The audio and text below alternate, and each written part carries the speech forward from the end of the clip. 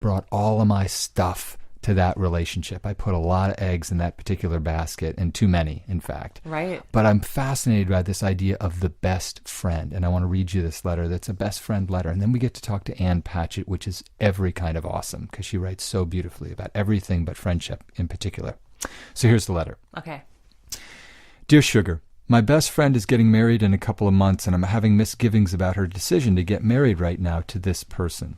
I know that it doesn't really matter how I feel who she marries. It's her life and her decision, but I feel like a terrible best friend for not being able to fully support her during such an important time, and I don't know if I should express my concerns or stay silent. She has been my best friend since we were little kids, and since our families grew up together. We have grown to be as much like sisters as friends as we've navigated school, college, first jobs, boyfriends, and life together over the last 15 years. We're both in our mid-20s now, and we live on opposite sides of the country. We're also very different people. My best friend is a gorgeous athlete who has always had boys more or less throwing themselves at her. She struggles with introspection and in knowing what she wants. She sometimes suppresses her feelings. She's spontaneous and occasionally makes sudden and rash decisions.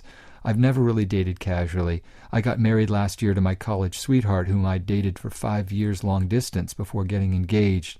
I am a person who likes to plan and prepare for things. I wear my heart on my sleeve, and I'm constantly evaluating my feelings and choices.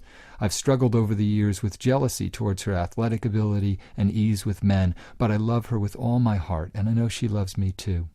We've gone through many cycles of drifting apart and being close in our friendship, but she's always been my best friend through it all. She was the maid of honor at my wedding last year, and I will be hers. I'm nervous about her wedding for a couple of reasons. The first is that she started dating this guy only 6 months ago.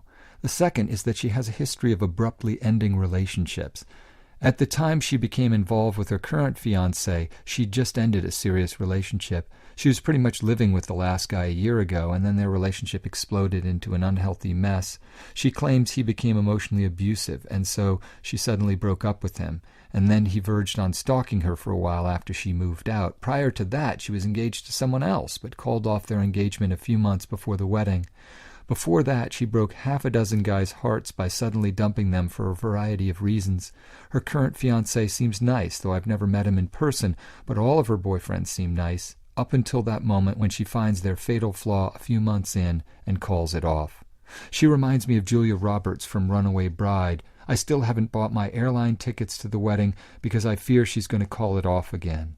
She says everything is perfect in their relationship and that she knows this is the right thing, and I want to believe her so much, but it's hard because I have heard all of this from her before.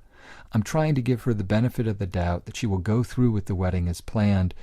I can see how she has a better perspective and clearer thought patterns than the last time she was engaged a couple of years ago, but I'm still plagued by doubt. Can you see why I feel like such a terrible friend? Even if she does get married as planned, I have concerns.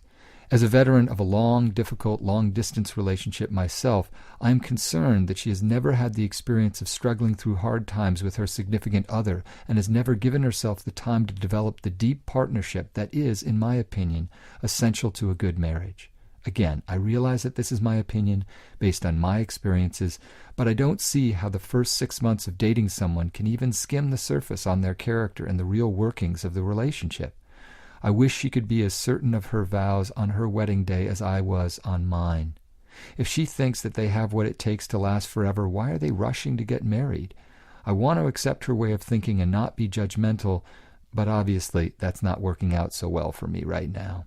So, Sugars, what would you do if this was your best friend or your sister? Am I doing the right thing by putting on a smiling face and giving my best effort to be supportive in spite of my doubts? Or should I try to confront her somehow? What is the right thing to do? Sincerely, worst best friend. Oh, that's why I was asking you about a bestie, you know. Worst best friend. So many friends have not obeyed my wishes for the ways that I think that they should live their lives. Exactly. And that's really why their lives are in chaos. They're not listening to the program. We are sugars, damn it. But no, this is such a great question, worst best friend. And you have my sympathy. I think we all know that feeling of watching a friend make what we fear is going to be a mistake or repeat a pattern over and over again that they themselves, either don't see or they can see, but they're not willing to change it. It's Right. very, very frustrating. And, you're asking a great question. Yeah, what to do. which is part of our way of saying we don't really know the don't answer really know. yet, but we're going to talk our way We're through going to it. talk our way through it. One thing I will say is, undercurrent of the letter that isn't stated but is actually quite clear in particular places is they have a very competitive relationship. And our letter writer, worst best friend, and you're quite open about it, to your credit, you're in some ways jealous of this person. But you guys have used one another to some extent, and you certainly use her as a kind of measuring stick. And it's important to realize that, because the real question underneath this is, do I have a kind of moral duty if I think I know this person a little better than she knows herself? Mm-hmm. And that's a good, honest question that you can wrestle with, and maybe we can help you wrestle with. But there might be other dynamics that getting yourself this deeply involved in her ruminations or her decisions, life decisions, invoke some of your own feelings around her. And I guess what I mean is, getting very concerned about whether she's making a good decision or a bad decision does in a certain way allow you to feel superior to her. Mm-hmm. You say quite overtly, I wish she could feel the same assurance on her wedding day that I felt on mine. Mm-hmm. And I understand that. That's a good, loving impulse. But there's also a kind of competitive comparing there. And especially if this is somebody who in some ways has led this life that you wouldn't necessarily want for yourself, but you admit that you're jealous of her athletic ability, of her ease with men, maybe of the fact that she doesn't have the burden of introspection, that she's able to make decisions that aren't totally overdetermined, that she doesn't anguish so much over things. Now, on the other side of that, Cheryl, is that it sounds like some of those decisions are bad ones. Yeah. And that this best friend does really recognize that her good friend could be setting herself up. But what's interesting to me is that her obsession with it is kind of playing out unspoken competitiveness between them that I think has probably been there for a long time. Well, yeah, and a real sense of being judgmental, which worst best friend fully admits to. When we judge people, it's often, almost always tells us a lot about ourselves rather than just about the other person. And she even uses the word, she's a veteran of a long relationship, a long distance relationship, a relationship that has, obviously contained some struggle. She's married. She is really settled in a way that it sounds like this friend isn't. Yeah. And that can be a really, that these two women have such opposite experiences when it comes to their romantic lives. Mm-hmm. There is both a sense of judgmentalism and jealousy. I think you're right to put your finger on that.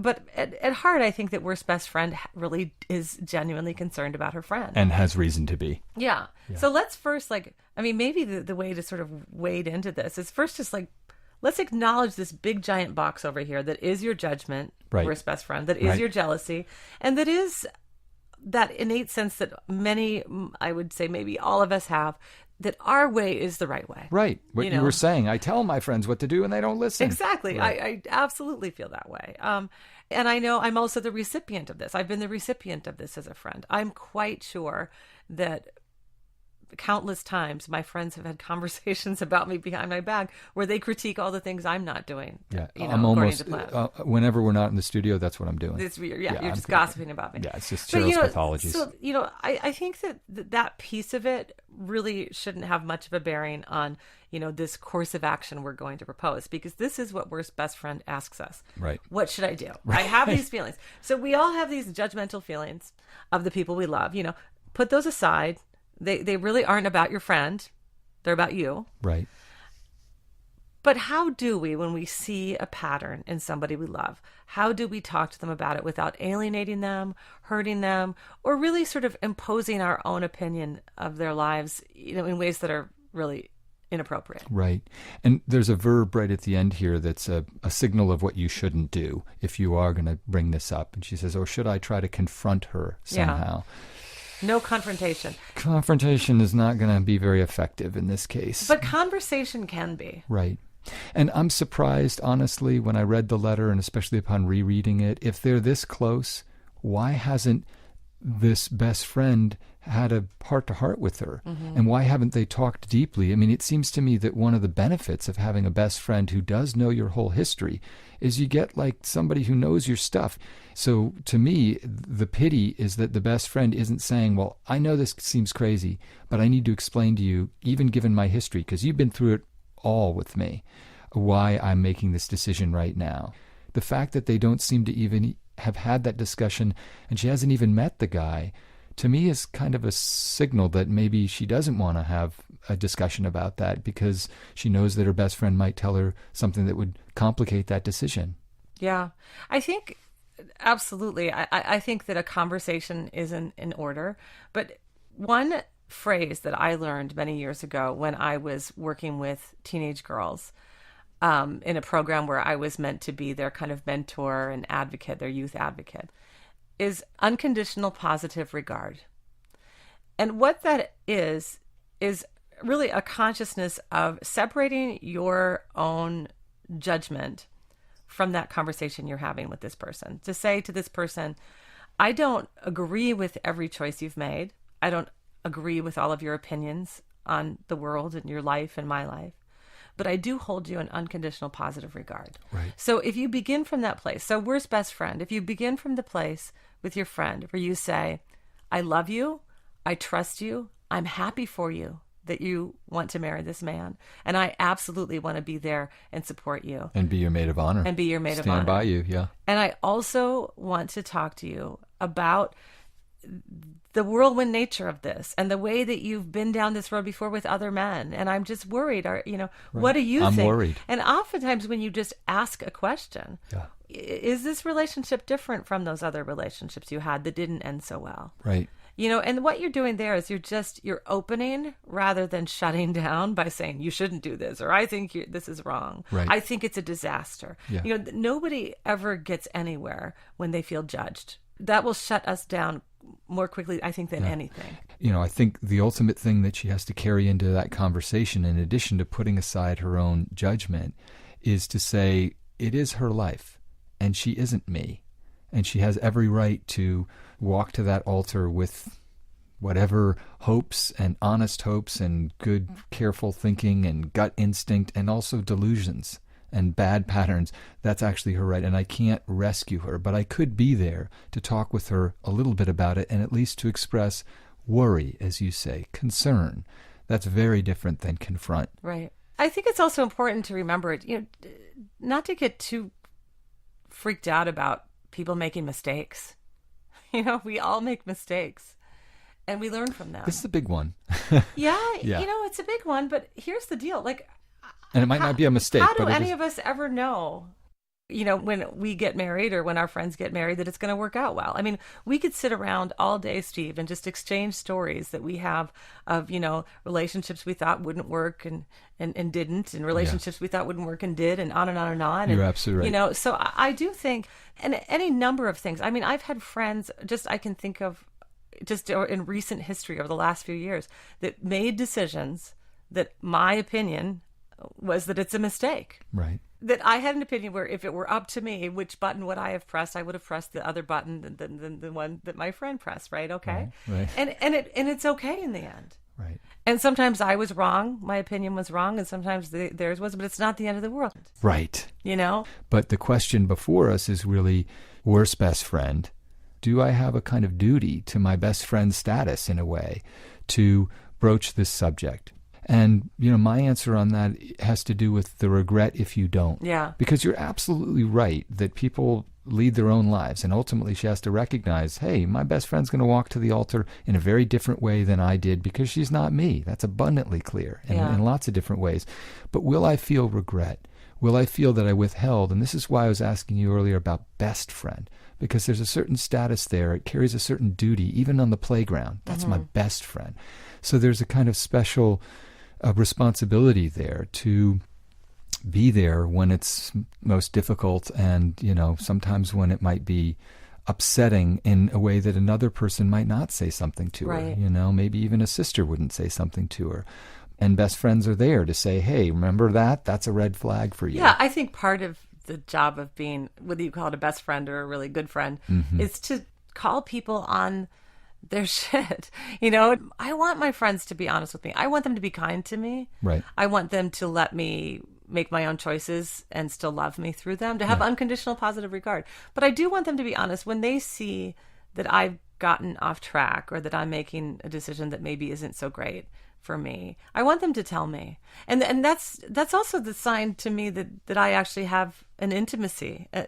We have to be vulnerable and take risks and be honest with the people who are truly close to us. Mm-hmm. And so, worst best friend, I really think you should say something. Yeah. I also think we have a fantastic guest who might be able to offer us some deeper insight into this question. Absolutely. And I can say that we are both just like thrilled to have Ann Patchett. We're going to give her a call in a sec. And we're specifically interested in hearing from her because we're both huge fans of her beautiful novels, Bel Canto, all of her beautiful books, but especially we thought of her in relation to this question because of her wonderful memoir, Truth and Beauty, which details an intensely charged best friend relationship with a wonderful writer, the late Lucy Greeley. And I think that was the reason that immediately leapt to our minds. Right. We need to get Ann Patchett's brain and heart on this. So let's give her a call. Let's do it.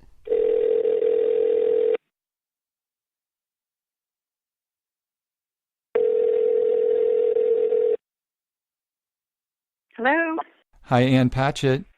Yes. It's Steve Almond. How are you? Hi, Steve Almond. I'm good. How are you? I'm great. I'm here with Cheryl Strayed, and we are utterly thrilled to be on the phone with you. Hi, Ann. Hi, Cheryl Strayed. It's so nice to meet you. It's nice to meet you, too. I'm so sad that we've not yet met in person. I've met you on the page and fallen in love with you many times.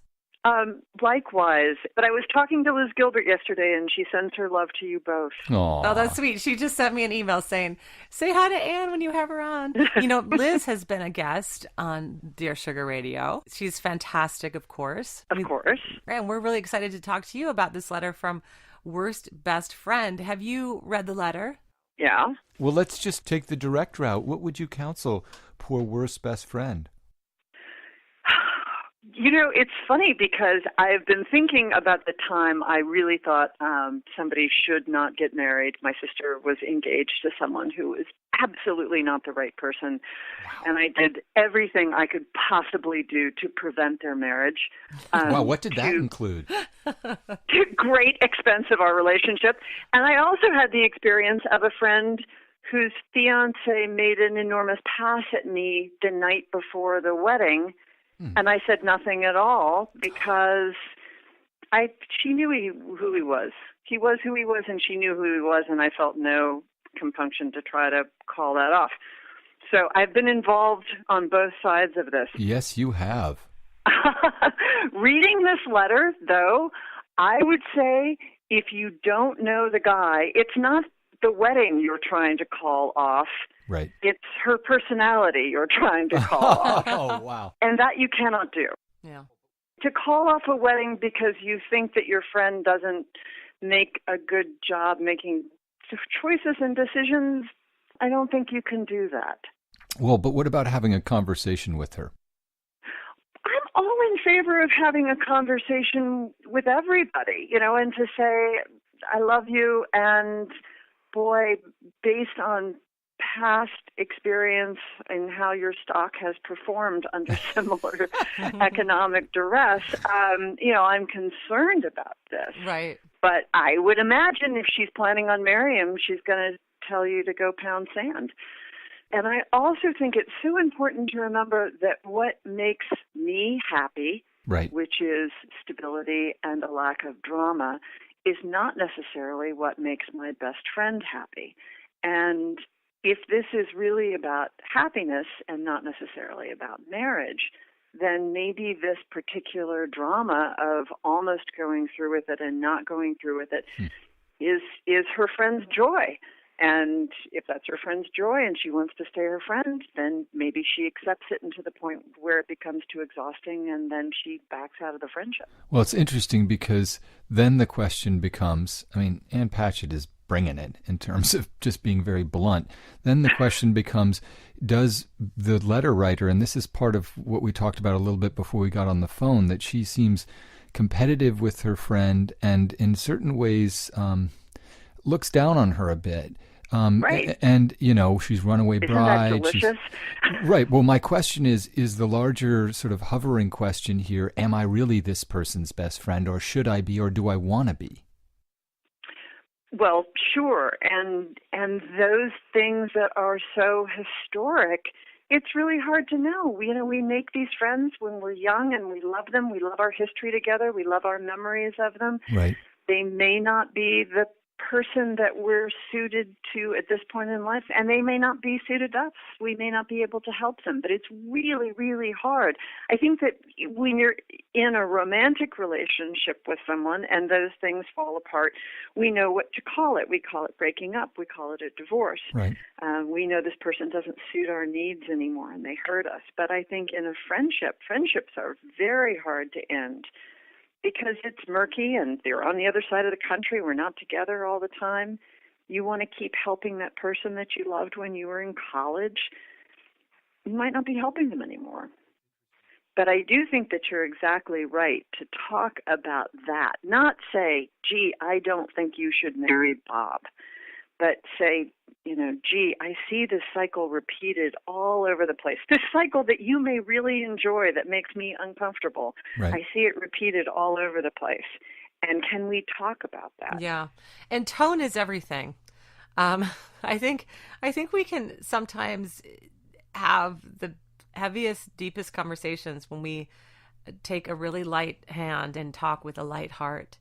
I do think that we can get overinvested in the mistakes our friends make, or at least our perceptions of their actions being mistakes. It becomes almost like this projection. In some cases, I've seen it become almost an obsession.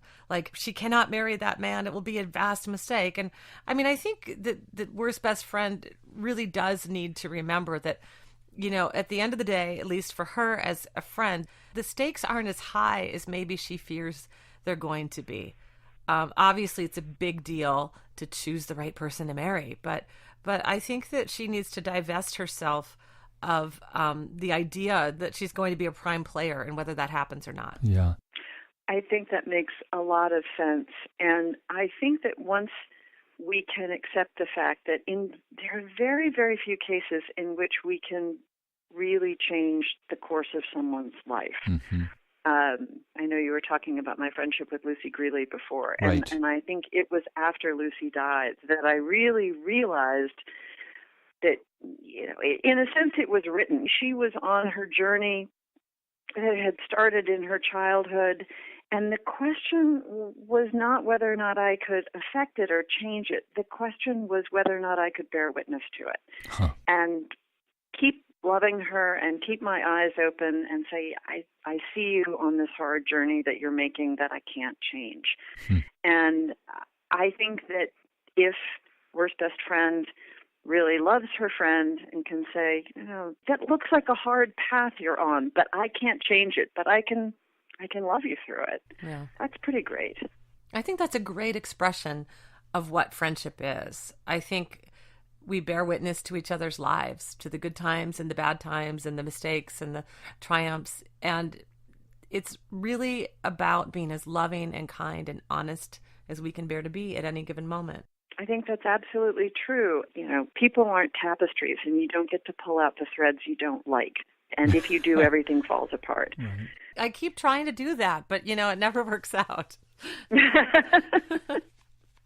But it's a fine line between, yes, I want to help you. And, and I go back to the story with my sister, and I called my sister the other night. I said, can I talk about this time that you almost married this crazy person?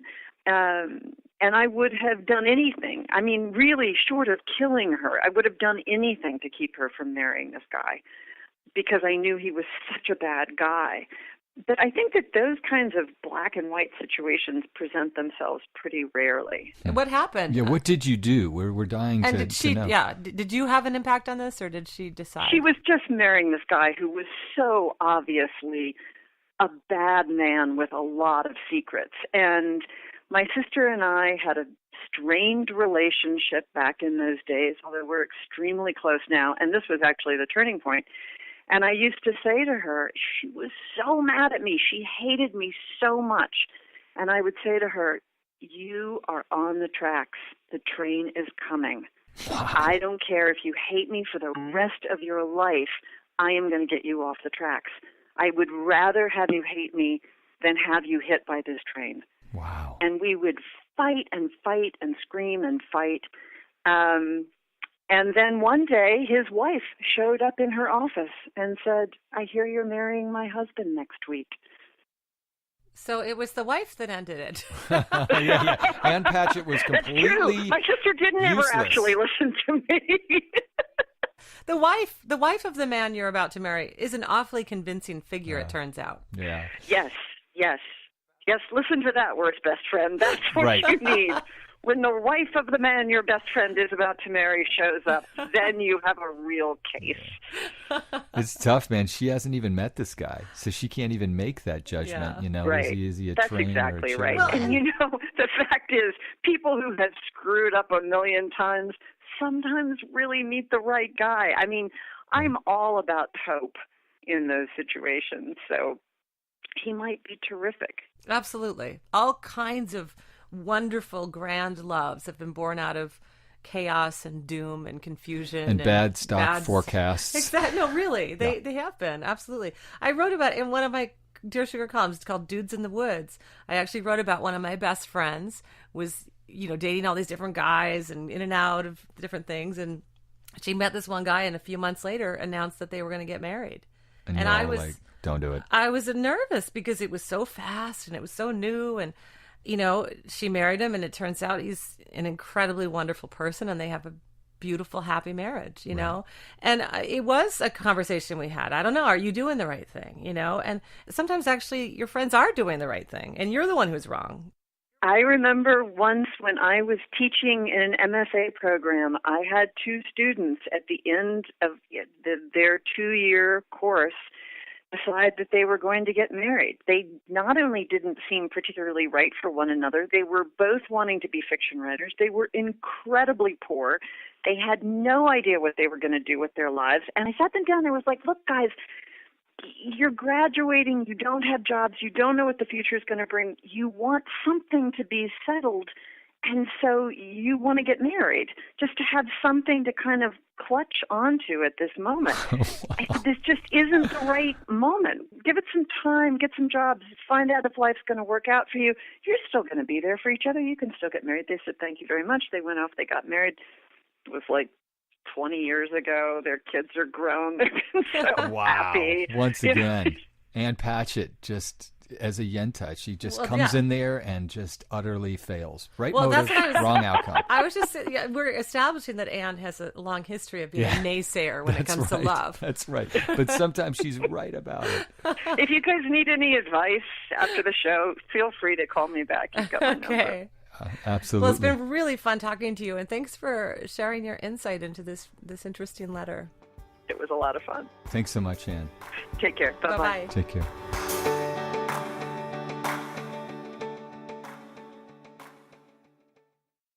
Last Seen, a new podcast from WBUR and the Boston Globe, investigates the largest unsolved art heist in history. So about the time that he begins putting the duct tape on, he says, this is a robbery. The theft of $500 million worth of art from the Isabella Stewart Gardner Museum in Boston. When the FBI says, we solved it, we know who did it, it's like, no, you don't, because you don't have the paintings. Subscribe and listen to Last Seen now on Apple Podcasts or wherever you get your podcasts. Sponsored by Samuel Adams and ADT Smart Home. I'm Michelle Goldberg. I'm Ross Douthat. And I'm David Leonhardt. We're the hosts of The Argument, a new podcast from the New York Times opinion section. These days, it's more important than ever to listen to people who disagree with you. Maybe they'll teach you something new. Or maybe they'll just teach you how to beat them. So listen to The Argument from the New York Times. Subscribe on Apple Podcasts or wherever you like to listen.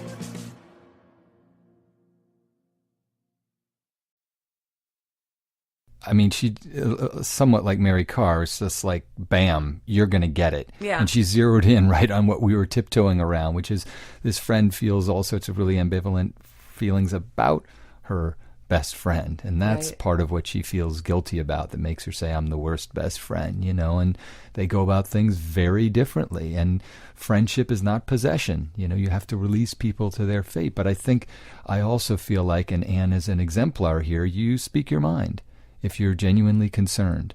And you don't say it because you have the right to change the course or the expectation that they can change the course of somebody's life. Maybe it won't work.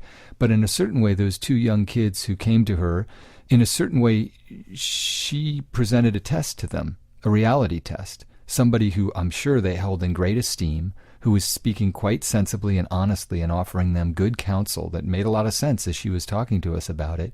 You know, that's something they probably took in and had to think about and talk about. It was a kind of test. Mm-hmm. So it might have had something to do with the fact that they needed to be sure they were serious about making this decision in the face of some doubt, some reasonable doubt.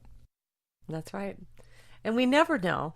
We never know. Most of us, when we decide to get married, we convince ourselves that we know what we're doing. And sometimes we're right about that, and sometimes we're wrong about that. Yeah. And I thought the most important point that Anne made, and I hope, Worst Best Friend, that you really think about this, is, you know, that you're not hoping to have a conversation about perhaps ending an engagement or delaying a wedding, but rather talking honestly with your friend about who she is, yes, and what she wants, and what the recent events of her romantic life, how they've shaped her entry into this new relationship and this engagement. Yeah. And so we're talking about, you know, that's a different conversation. You're not trying to persuade someone to, you know, do what you want them to do, right, but you're rather hoping to help them illuminate their own life. Yeah, and in a certain way, I guess we could say, Worst Best Friend, what your letter is really about is your friendship.